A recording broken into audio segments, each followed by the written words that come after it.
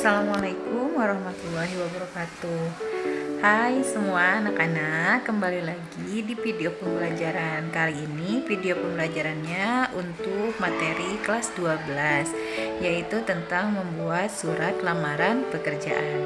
Apa saja sih pengertian dan unsur-unsur yang harus ada dalam membuat surat lamaran pekerjaan? Dimulai dari pengertian surat lamaran pekerjaan. Surat lamaran pekerjaan adalah surat dari seseorang yang memerlukan pekerjaan kepada orang atau pejabat yang dapat memberikan pekerjaan atau jabatan. Melalui surat lamaran, pelamar meminta agar ia diberi pekerjaan. Surat lamaran pekerjaan biasanya bersifat formal atau resmi.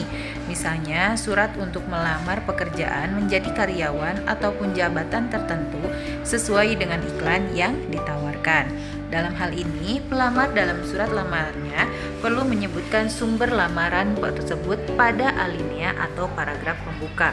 Jika lamaran itu tidak berdasarkan pada suatu sumber, tentu tidak diperlukan penyebutan sumber pada alinea pembuka. Kemudian, jenis-jenis surat lamaran pekerjaan. Menurut jenis pembuatannya, surat lamaran pekerjaan terbagi menjadi dua, yaitu A. Surat lamaran pekerjaan yang digabungkan dengan riwayat hidup atau kurikulum vitae. Dalam cara ini, riwayat hidup termasuk isi surat karena isinya berupa gabungan. Cara ini juga disebut model gabungan. B. Surat lamaran yang dipisahkan dari riwayat hidup. Dalam cara ini, riwayat hidup merupakan lampiran dan cara ini disebut model terpisah. Dalam praktek pemakaian yang banyak dipakai adalah model terpisah, walaupun dalam pembuatannya memerlukan 2 kali kerja dan model ini lebih digemari oleh pencari kerja karena suratnya tidak terlalu panjang. Kemudian, unsur-unsur penting yang harus ada dalam surat lamaran pekerjaan. Surat lamaran yang baik sekurang-kurangnya mempunyai ciri-ciri A. Mempunyai bentuk yang menarik, mempunyai bahasa yang menarik, menggambarkan kemampuan pelamar, tepat pada sasaran. Hal-hal yang harus dicantumkan dalam surat lamaran pekerjaan agar tercapai tujuan pembuatannya diantaranya menyebutkan sumber lamaran, identifikasi diri lengkap dari pelamar, posisi yang dikehendaki, riwayat pendidikan, riwayat pekerjaan bila ada, kemampuan lain yang dimiliki, dan referensi bila ada dan pelamar memandang pihak pemberi referensi mempunyai pengaruh terhadap pengambilan keputusan. Lalu, sumber-sumber lamaran pekerjaan. Sumber-sumber lamaran pekerjaan diantaranya A. Sumber lowongan pekerjaan tanpa sumber tertentu, B. Sumber lowongan pekerjaan dari media tertentu, dan C. Sumber lowongan pekerjaan dari referensi pihak tertentu. Ini adalah contoh-contoh flyer atau poster atau pengumuman untuk lowongan pekerjaan.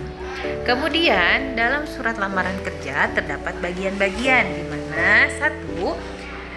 Tempat dan tanggal pembuatan surat lamaran, 2. Hal atau perihal, 3. Lampiran berkas, 4. Alamat yang dituju, 5. Salam pembuka, 6. Isi surat yang bisa dibagi menjadi 4 bagian, yaitu paragraf pembuka, isi surat, daftar lampiran, dan paragraf penutup, dan 7 adalah salam penutup, dan yang terakhir adalah nama terang pelamar dan tanda tangan.